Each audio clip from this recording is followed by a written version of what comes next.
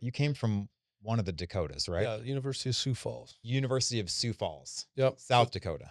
South Dakota. Okay. Yep. That And was directly before Lindenwood. that was, yep, directly before And Lindenwood. did you go to school there? Did you? No, I didn't. I had no connection there. I was actually friends with the former head coach, who's now the head coach at Alabama. So, Oh, so Kalen DeBoer, I followed Kalen DeBoer at Sioux Falls. So he was the head coach there, and then okay. I was at Mid American Nazarene in Olathe, Kansas. So Kalen and I got to know each other, just both being head coaches. We were both NAIA programs at that time, and then we just kind of got to know each other. We were at a convention at the Coach of the Year banquet, and we sat at the same table. And we got to know each other. And then when he left, he kind of threw my name to the athletic director, because I was just leaving UNLV in Vegas, and so I had just taken the Central Missouri D coordinator job after UNLV. Were you a coordinator at UNLV? No, I was a linebacker coach Okay. there. And then, so I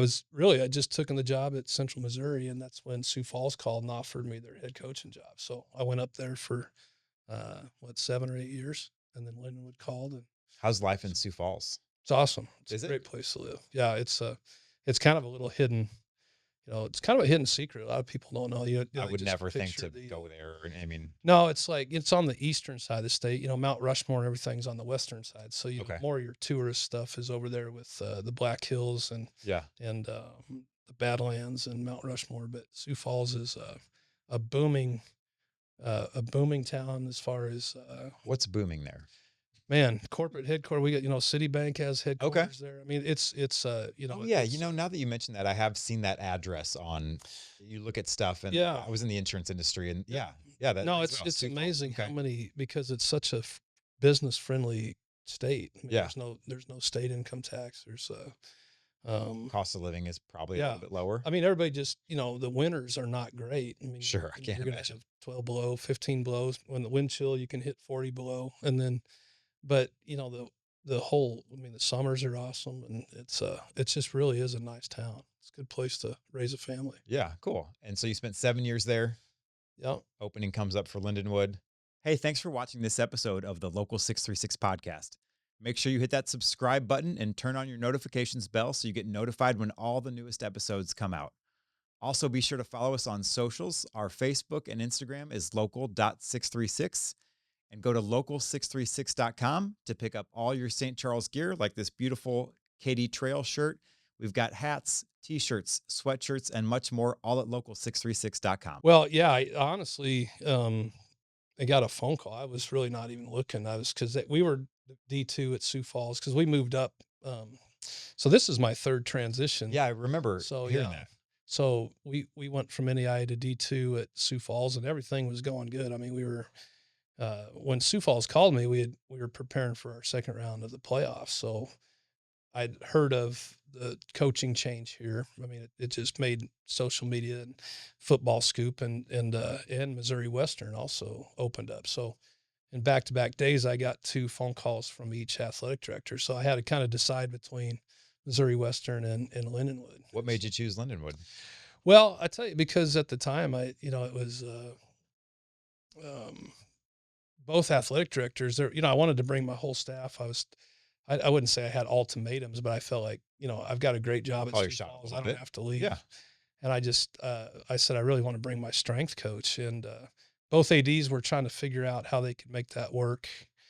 And because I was really leaning toward Missouri Western at first, because they were in the MIAA. I was a little bit more familiar with them. Lindenwood was as well, but they had some success in Division II. They had indoor facility. We used to live in Kansas City. So I felt like I was leaning that way. But then as I got to know, at the time, Brad Walker, our athletic director, him and I kind of hit it off. And then when he called and said, hey, we've got it figured out, we're going to create a position for your strength coach. And Missouri Western was still, they were wanting me to use some of my salary pool of my assistant coaches to help offset that, which would have kind of cut into everybody's pay. And then here Lindenwood steps up and says, no, we need to create a new position anyway. And that kind of made it a clear choice that, Yeah. it's, Had you visited St. Charles at all, or had you been to St. Charles? yeah, because when I was coaching at Mid-America, we were in the same conference with Lindenwood. Okay. So Oh, cool. we had played 3 years in a row being in the same league when they were NAIA. And, so I'd been over here, and we were always so impressed when we came over to play because What a facility. even back Yeah. then, the facilities were wonderful. Yeah. So I already knew in my head, number one, how great of a location St. Charles was, but Mhm. also the campus and the facilities there. Yeah. And, And they've just gotten better yes, since you've been yeah, here. Yeah. absolutely. Yeah. Which is a testament, I think, to not only the university, but the program too, right? I mean, Yeah, typically when there's success in one area, it's going to bleed over right. into the other area. Um, and so entering now second year in Division I, Mhm. we've got Kansas on the schedule. Yeah, so we're entering year 3. That's So what I said, year yeah, 3, right? yeah. So finished year 2, and yeah, Kansas was on the schedule, and that was so we had to wait. That's part of the rules and stipulations. Like when you move up, there's you're technically like in a probationary period. Yeah, you can't. Yeah, you can't play a D1 school and for 2 years or until Oh, you're okay. fully funded, or so it doesn't count for them. It's not. So you gotta be at the right scholarship max. Is that, I was gonna say, is that percentage. just to get the right kind of player mix in and make sure Yeah, everyone's it's just a rule. Like, so if you, I mean, they could, if we weren't at our 80% of our 63 scholarships or more, so the Mhm. minimum is 80%, um, then it doesn't count as a win. And so we had to get up to that criteria before we could get a Division I game, and that's a guarantee money game. Yeah. And so we were able to get to that scholarship to where we could play Kansas. Does Kansas seek you out? Do you seek Kansas out? Do you kind of cast a wide net of saying, here's who we'd like to play? How does that work? Well, it works. Jason, our athletic director, is got a big hand in helping schedule. I'm a little bit involved with that too. The Kansas game now, Lance Leipold, we've known each other a really long time. We're decent friends, and at our mega camp that we have here, that Kansas always comes to, we first started talking about when we moved up, and we were on the field just talking during the camp, and I just kind of said, man, keep us in mind if you guys ever have an opening. They had another game scheduled. There was some things that team wanted to get out of, so a lot of things had to work for that to happen, and then we were able to pull that off. That's so cool. So yeah, but we've every year now we've got we play Miami of Ohio next year. We play Eastern Michigan. We've got Minnesota in 28, I think, or 29. We go back to Kansas, I think, in 28, and we're talking to Oklahoma State, for a future. I don't know. Yeah. That's 2030. I don't know what the heck. I mean, I don't know how old I am right now, but it's funny, but it goes fast. You never know. You feel like it's so far out there, but Oh yeah. all our eyes are on just prep for Kansas right now. So let's talk about that. What's the mindset? What's the talk with the team going into that? Because we all know what this is, right? Kansas pays you guys to come in. Yeah. From their perspective, this is a W. They're coming in, they want to beat up on you guys. What's your mentality? How are you talking to the players about that? So, we're 6 practices in, and the first quarter of fall camp, you're just kind of getting your guys back, your installation of your offense, your defense, and kind of getting your depth chart set. We're talking a little bit about, we'll do some situations in practice that that are game like and everything, and then kind of moving forward, we have a scrimmage this Saturday, and that kind of helps us set where we feel like our depth charts are. And then going into next week is when we really start to kind of focus on game planning, the things that we feel like, but in the off season as a coaching staff, we've really kind of laid out, what are the things. I've made a lot of phone calls to a lot of coaches that have played in these types of games. I know, I happen to know Jerry Moore a little bit. He was the coach of Appalachian State when they beat Michigan. So, even before I've had 2 years ago, I remember when we were playing up from D2 to a 1AA or FCS game. I remember talking to Coach Moore a little bit about, what was their thought process? Like, Yeah. what, they just kind of spoke into it every day, like every summer. It's like, hey, why not us? Why not us? Yeah. Now you watch that game, you go back, a lot of things have to happen that Michigan didn't do. There was a lot of misfires. There's a lot, you got to have, you've got to hit on all cylinders, and they've got to kind of have a bad day. Michigan kind of had a bad day, but I think it shocked them so much that they were hanging around. Mm. So our strategy, I think, first of all, you have to first, and I did speak to our team about this the other day. Really in any game you go into, like, you have to respect your opponent. So if you're a wide receiver going against the DB, or if you're a DB going against a wide receiver, you can, pound your chest and just say, I'm going to prove that I'm as good as you. Or if it's like, no, I'm going to respect the fact that he's probably faster than I am. So how do I defend a guy, that I know is already faster than me? Or do you want to try to press up on him and show that no, that probably gets you beat. So I think it's, you've got to have a reality of understanding these are Power 5 guys. You're not. So accept that and just say, okay, what are some things that we can do to maximize our opportunities? And you can't, in games like that, you do have to play. I always tell our team, you can never play a perfect football game. You're going to make mistakes, but you got to play as perfect as you can in a game like that. And you really can't squander away opportunities, turnovers, cheap touchdowns, miscues that turn into points, because you've got to take every advantage when you got the ball. What kind of team is Lindenwood going to be? Are we run first? Are we pass first? So we've at the end of the year, if you kind of count up all of our pass run plays, we're always hovering right around 50% run to pass. I mean, it's kind of our identity.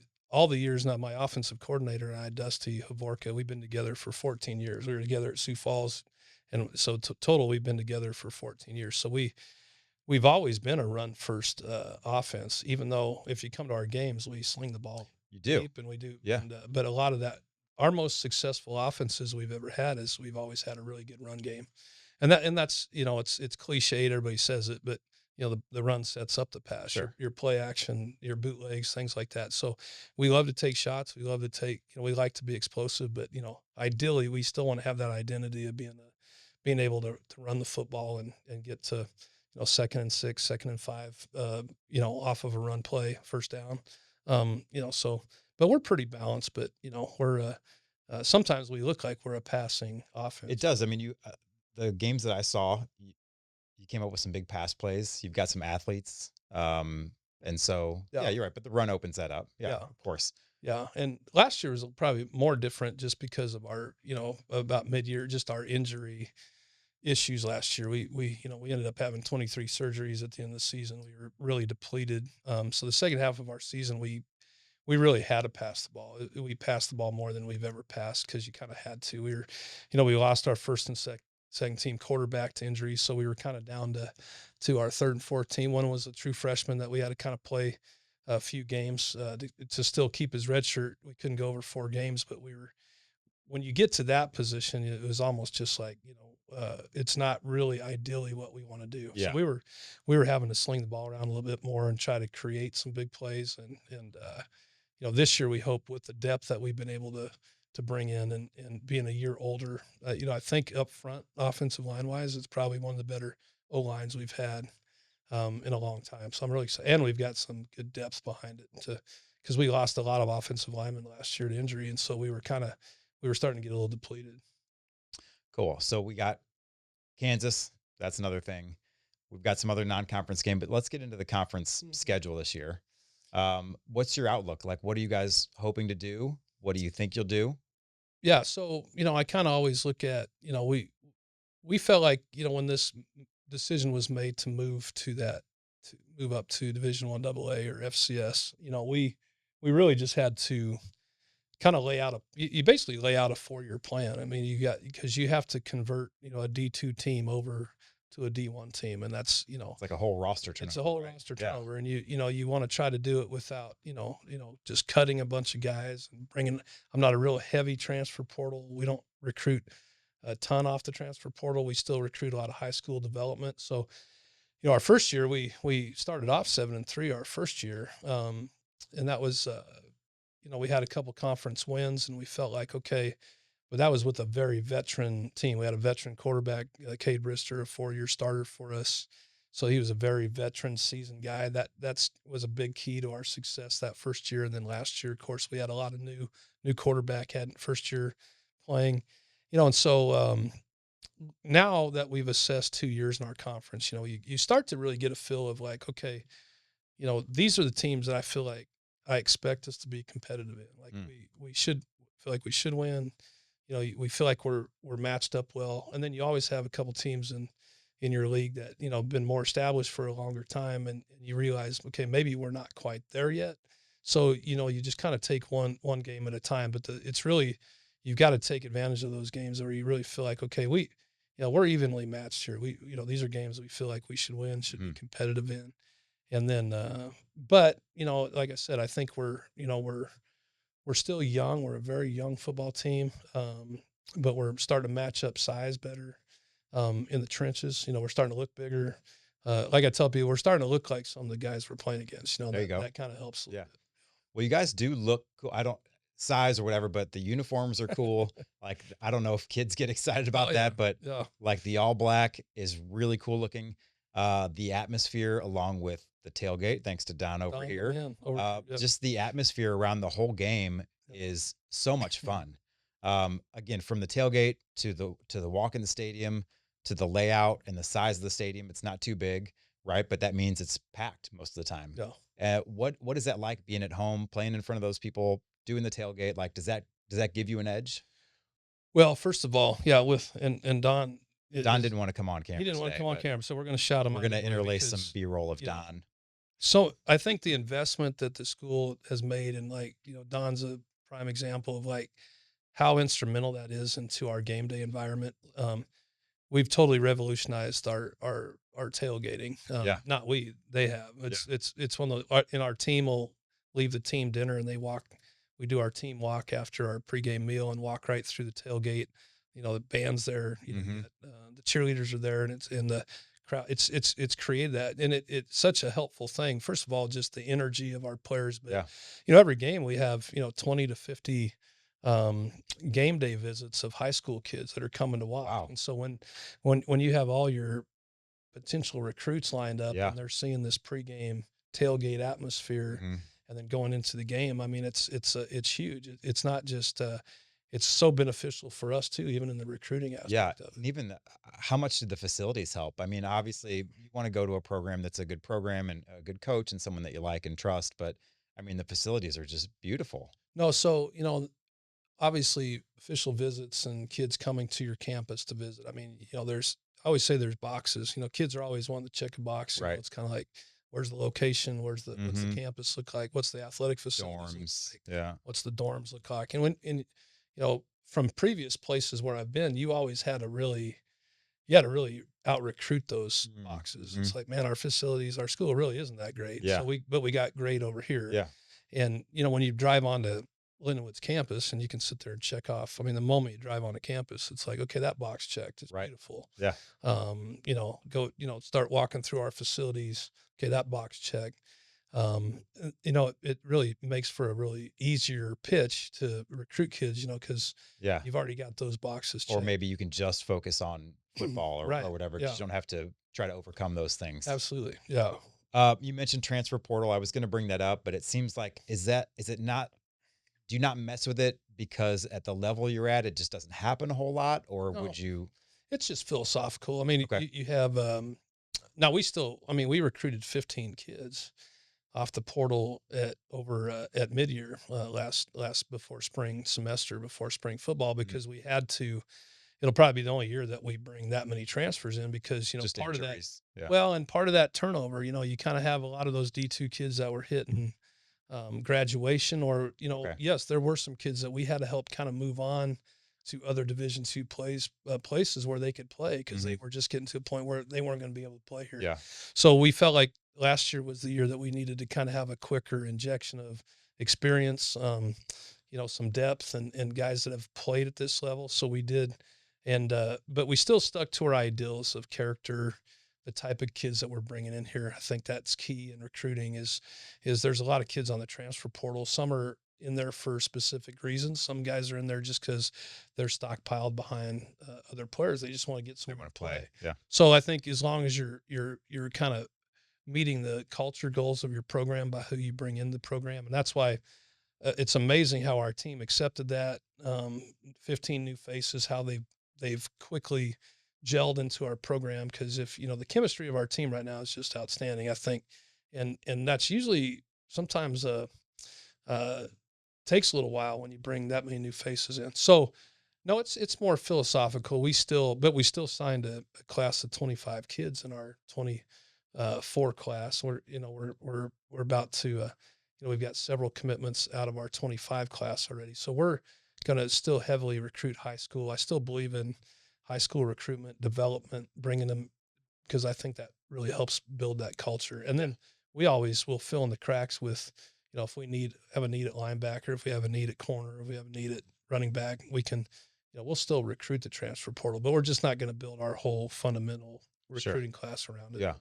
Does NIL come into play at your level Starting at to, all? yeah, it Okay. does. I mean, I think you're not hearing those stories of, the kids, these power fives that are making this ungodly amount of money to come there. They're not getting cars and stuff, but I mean, No, I would it mean, be they have opportunities we have kids that have NLI deals.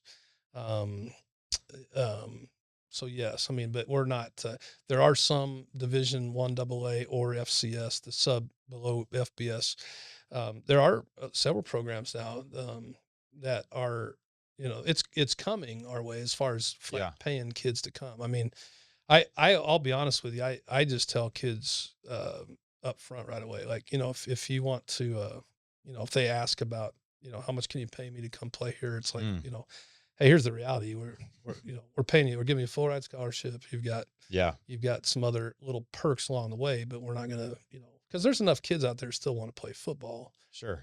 But it's coming. It's coming. Everything rolls downhill. I would think that that would be something more like a local small business having a player do an endorsement deal, a Yes. car dealership, a sandwich shop, or something like that. I wouldn't think that it's like pay me to come play. It's things like that. Like we have several of our kids that'll have their own little, like a clothing line for their, Okay. and we have a lot of guys that have kind of started their own clothing line. They can sell stuff on, or we've had spokesmen before for people that have other clothing lines. I always think of Dylan. We had a big defensive tackle, not a couple of years ago, and you wouldn't think he was a golfer. I mean, he's a D lineman, looked like he had a mullet, but Yeah. he had these cool clothes on all the time. And here he was kind of endorsing somebody back home, like their golf clothing. And shoot, he always looked good in it, but he wasn't like he was standing there looking like Jordan Spieth. He Yeah. was like he was a 300-pound D tackle, but hey, it worked for him. He was Yeah. getting a little bit of, so, you have some of those type deals. Does that ever get in the way? I mean, of someone playing, or would it ever interfere with something scheduling wise, or they're spending too much time on it, or too worried about it? Not that we've noticed, I can't speak to, I don't know, just because we haven't really had anything like that that's ever caused a distraction. Yeah. It's kind of their own downtime or anything like that. Yeah. Um, and, uh, and I think we wouldn't really allow that to be a distraction. I mean, I think, we're still going to be, that's what I'm saying. When all this started happening, coaches were panicking, how are we going to adjust with this new transfer portal and all these things? I remember telling our staff, we're just going to kind of stay in our own lane. We're going to kind of do the things. I think you have to adjust with the way college football changes, but I haven't seen that kind of effect where all of a sudden we're not getting the right kind of players. So, we're still kind of staying in our lane, kind of doing the things that we do. We offer, like I said, I'm not, I always find it hard. Like if you're, coaches right now that are using, like, let's say they want to go get this top receiver, and in the recruiting process, they're like, well, we'll pay you this much a month. And the rest of your team sees that you're like advocate, hey, Mm, they're going after this recruit, but we've been here for 3 years. Like, yeah. what have you done for us? Yeah. So I've always said to every player and every recruit, like we've got the apparatus, we've got college, we've got NLI companies that will help you. We have all the apparatus to help you get it going. All you got to do is come let us know. We'll hook Yeah. you up. They take it from there. They get you set up. So every kid has the opportunity to come in and say, hey, I want to do this. Cause I think it's a slippery slope. The moment you pay that kid, now that I think very much you so. just open up a can. Now the quarterback's saying, well, you just paid this receiver, Uh-uh. pay me. So right now there's so many kids that are great football players that are still dying to just come play football at our level. Yeah. I do think it's a major, talking to Kalen just a little bit at Alabama. I mean, his whole world changed from Washington to, Sure. it's he says, we recruit kids, and then there's a group of dudes that figure out the money to pay that kid. He doesn't, it's just a whole different world, from a kid that came from They've got another position at Alabama that figures out who's Pretty gonna. much it's you have so many staff members, and Yeah, I don't want to, he didn't specifically tell me like how, but it yeah, like he said, there's so many you have so much departments now in major college yeah. football because of the money, because of the So meetings, much money. because yeah, Yeah. so yeah, anymore, just in general in Power Five football, you got lawyers involved, you got Mm, accountants, you got mhm. people that have to understand, how do these NIL deals work, and so you just don't go and watch film and go to the field and practice football anymore. There's so much more that comes with that.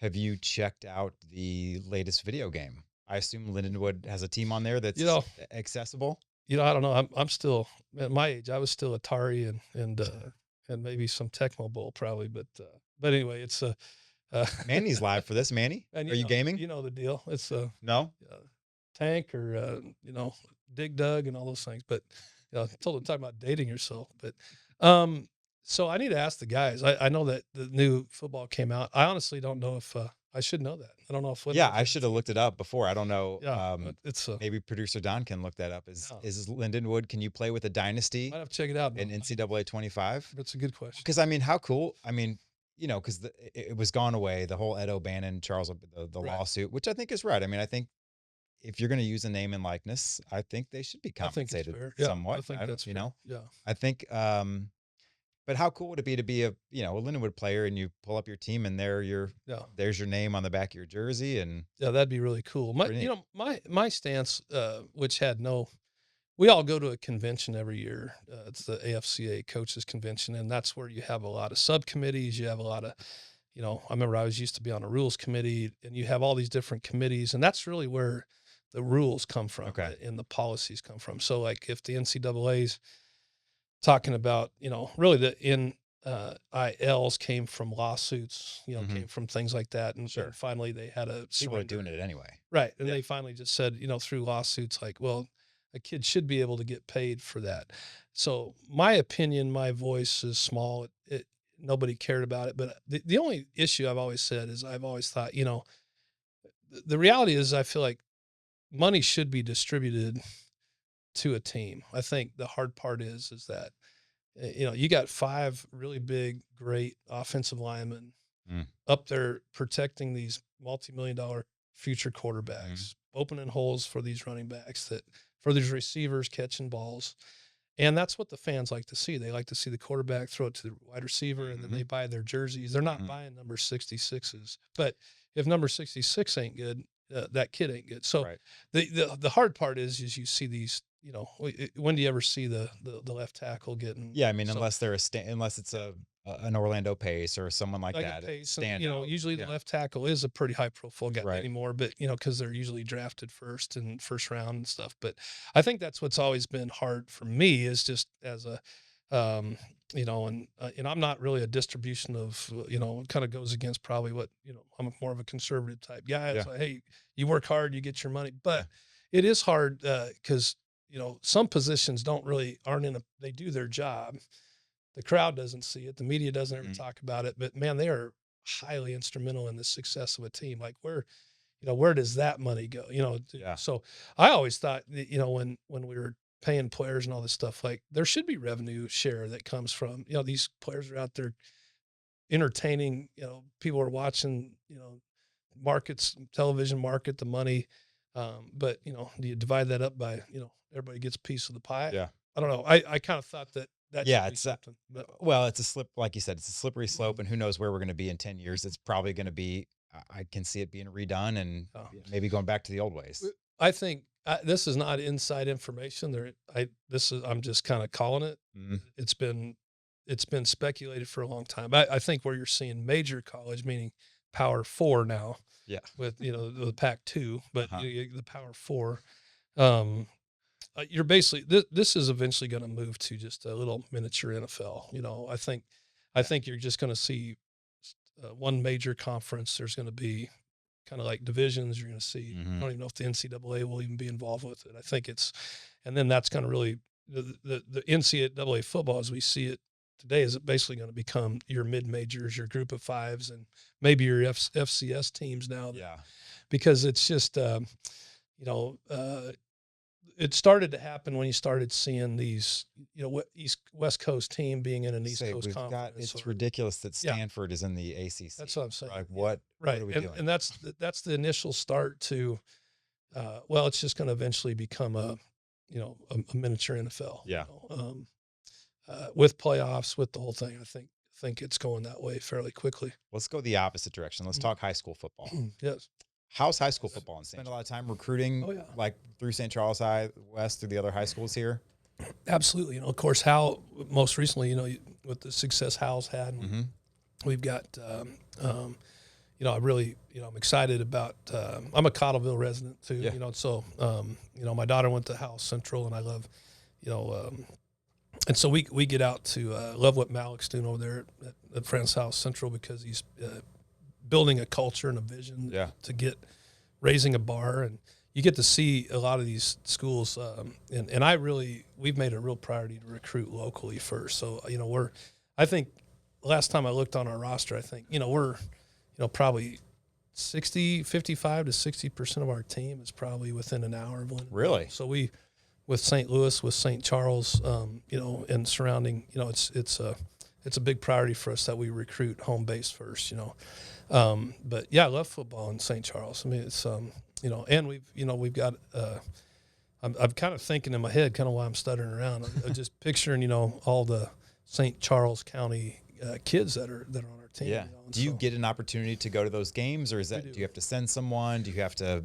No, we go out. So is there red tape with you going to the game? Can you just show up? No, there's some of the red tape rules is like, Division II was one set of rules. Division I is you get so many contact days or evaluations. So you get a big chunk of evaluations, and every time a coach goes to a game, or let's say 3 coaches go to a game, you use 3 evaluations. So you can't just go to a game to watch a game.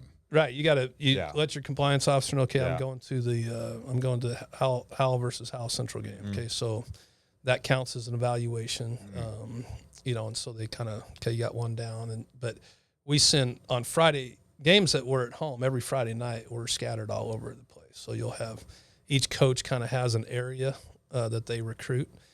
And most of the time you kind of look at your prospects that you're recruiting, or maybe the kids you've offered. And those are kind of the places that you go to keep an eye on and let the kids know that you're there. Really, it's more about the kids see that you're there. I mean, it's hard to evaluate a kid really in a live football game. We're still watching off film and things like that. But once they've been evaluated and they feel like they're a prospect for us, then the next thing is just support them, go let them know we're there, watching them. And I love high school football. So then does it matter, like, say that kid has a bad game?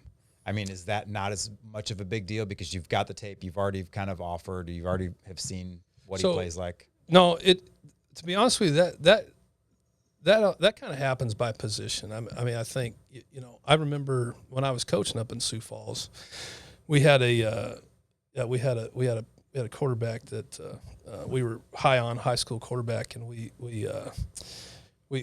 decided, I wanted to go see him live. Yeah. Because I wanted to see kind of what happens in the adversity. You watch a film and highlights, they put all their best plays on. So it was interesting because I was watching this play and there was an interception, and I kind of watched him go to the sideline, and I was kind of watching how his interaction on the sideline was.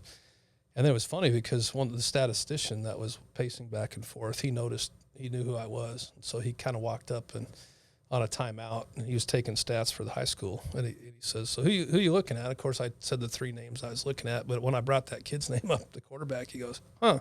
And I went, what's that mean? What do you mean, huh? He goes, well, I'm kind of surprised. And I said, well, tell me about it. He goes, well, I drive the bus. I'm the bus driver too, and I take stats. And he goes, sometimes I'm amazed, like how he talks to the coaches and everything. Positive or negative? Negatively. Yeah. Right? Because I've already seen him throw his helmet, after an interception. And so I'm thinking, okay, this is supposed to be the potential leader of our whole team, not just the offensive. Your team goes as your quarterback goes. Yeah. So there's instances where you look at a quarterback, you look at a field goal kicker under pressure. For the most part, you're watching O linemen, D linemen, receivers. You've watched film. You kind of see what they do. if a receiver drops a ball, I'm not going to go like cross him off the list. Everybody drops the ball. Yeah, but if he drops the ball and goes over and throws the helmet, yeah. that's a huge deal. I think that's what we are kind of looking for. Interesting. We still watch a lot of football games. The kids will send you a highlight. We get highlights off a huddle, but we still want to go find a game, and we kind of want to watch their bad plays too, because highlights have just turned into every great. Shoot, I can go back to, I could make a great highlight video right now. Yeah. You just go find your 10 best plays. Right. It's like, hey, he's really good. You know, but it does. Those are some, especially those specific positions. I want to see kind of how a kid handles adversity. Especially if you're going to be a quarterback, if you're going to be a receiver. Yeah. In a leadership type position, that's key. Well, I want to wrap up with some information, and I'm not sure if you have. Maybe you do. Do you have information? I'm looking at Don over here. Don's here is I want, and we can pause and edit stuff in. But yeah, I want to give information on how to get tickets, where to find the schedule. All that stuff. We can cut you out. You don't need to be if you don't want to be. But can you tell us where it is, and we can regurgitate it? Yeah. Okay. Do you want me to go ahead? Well, yeah. I mean, I think I know on our Lindenwood, Lindenwoodlions.com, you can get to our schedule and everything. Okay. And then I think it's /tickets. But you have for tickets. Yeah. So on lindenwoodlions.com, on the football schedule, there's a link to purchase tickets. Also links over to the tailgate website. Okay. Tailgates start 3 hours before kickoff. So. And you can.